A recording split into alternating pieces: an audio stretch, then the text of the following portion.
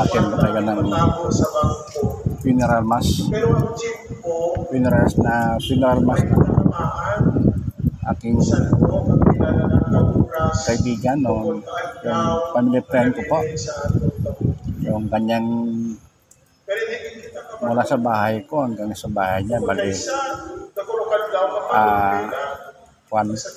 more or less 50 meters po. Kasi kuwang po siya, matalik na kaibigan. So kuwan ko, atin ako ng kanyang funeral mass nito ngayon. Sa labas lang ako dahil na hindi ka nakapasok ng simbahan, pero ito po yung nakamisa sa loob. So, yan. So, before that, I shout out muna sa interview sa buong mundo. Shout out po.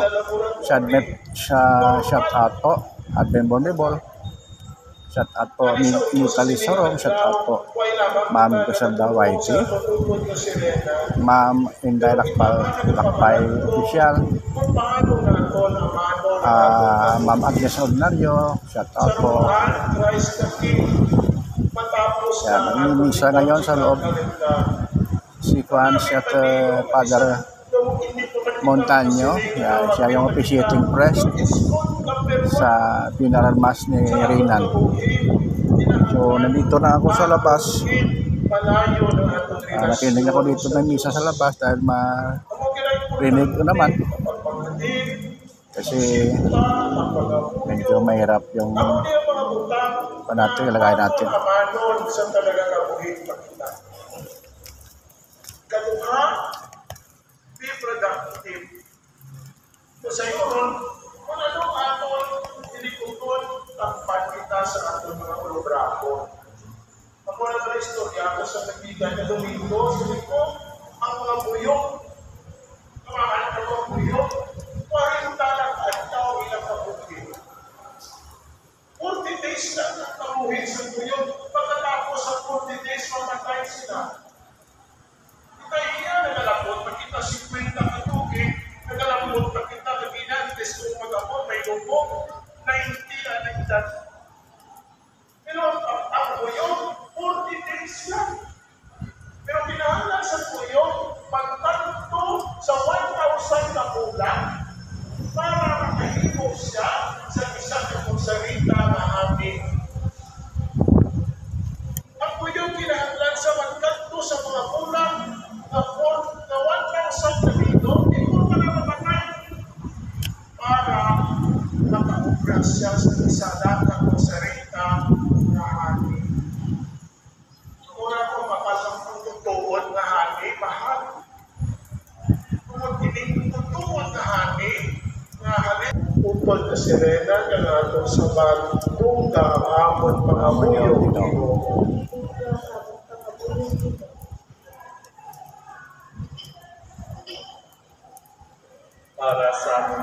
Para sa among pinalangga masirenan, nagud nga batunon sang Dios sa iyang kabuhi, kagya inimbikon sa kapulaanan na wala sing katapusan, nagapangalapa kami.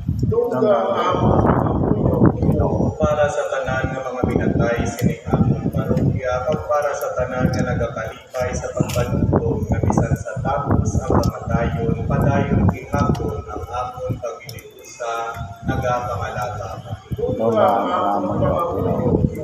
Para sa tanan nga nagkalamatay sa pagkaabyan, agod nga maako Manila ang buong sa kalipay ng paghilain nga dayon, nagapangalapa kami. O Diyos nga mo na ba, ipamating amon mga muyo, maginapangayo namon hindi, para ikaapagi kay Kristo na amon Ginoo.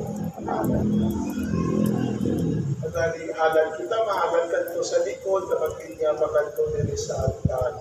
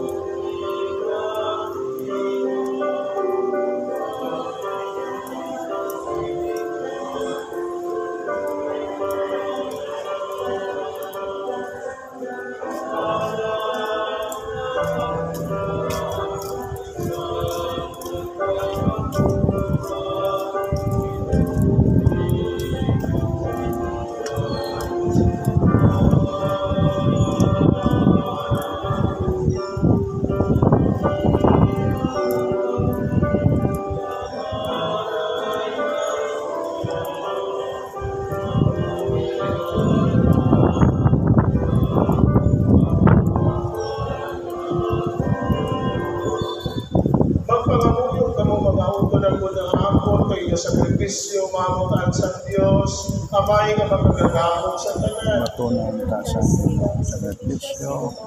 Ya kamot magalang sa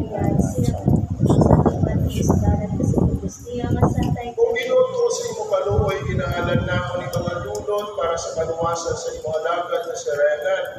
Nga nagtuo siguro sa imo anak bilang yaman luluwas, kabay na yaman nakita si Kristo bilang yaman luluwas sa yaman ako sa mga apostoles. Tanan yung mga santos na nagpahamot sa imo, paagi sa imo anak na sa Yesu Kristo. Paagi sa iyo po sa iya kalpira sa iya, inahatag sa imo Diyos amay na magkagagahon sa kaisahan sa Espiritu Santo, ang tanan nga lumog kagimaya sa tanan nga mga tuig sa mga katuigan.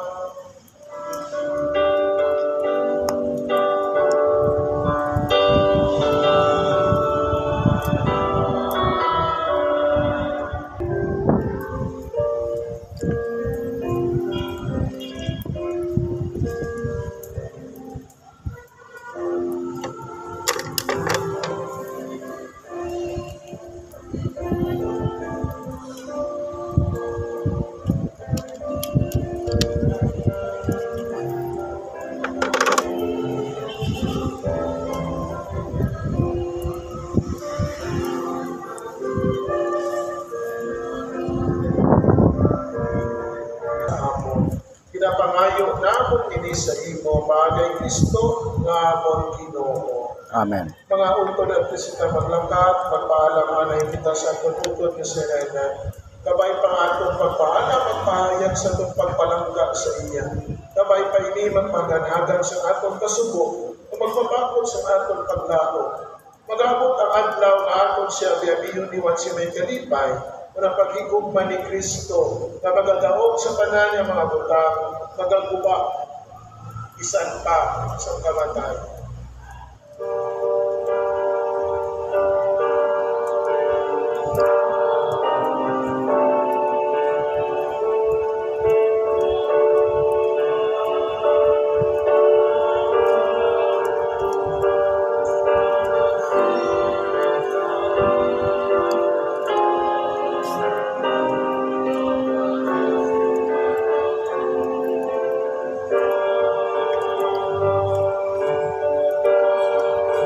Siya o Ginoo,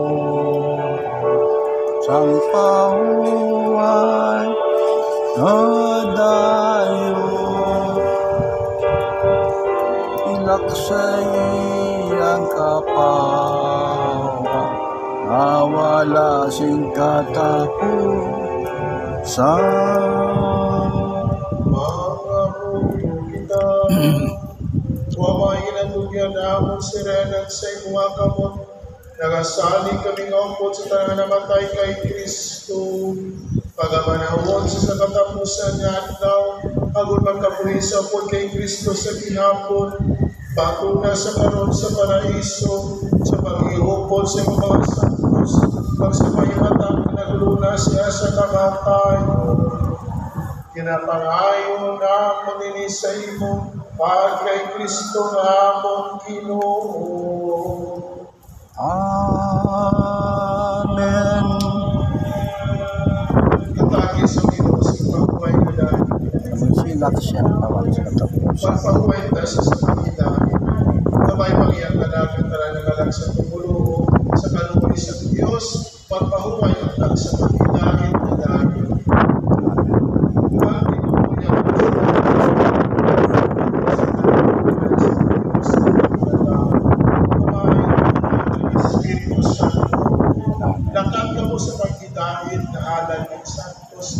Salamat sa Diyos.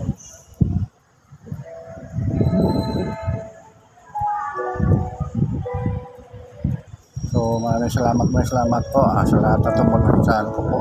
Tapos na po yung misa ni Rinan, yung kapitbahay ko po.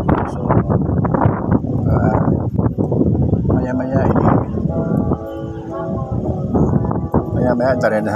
ibigin namin niya attend namin siya sa huli ng tungan.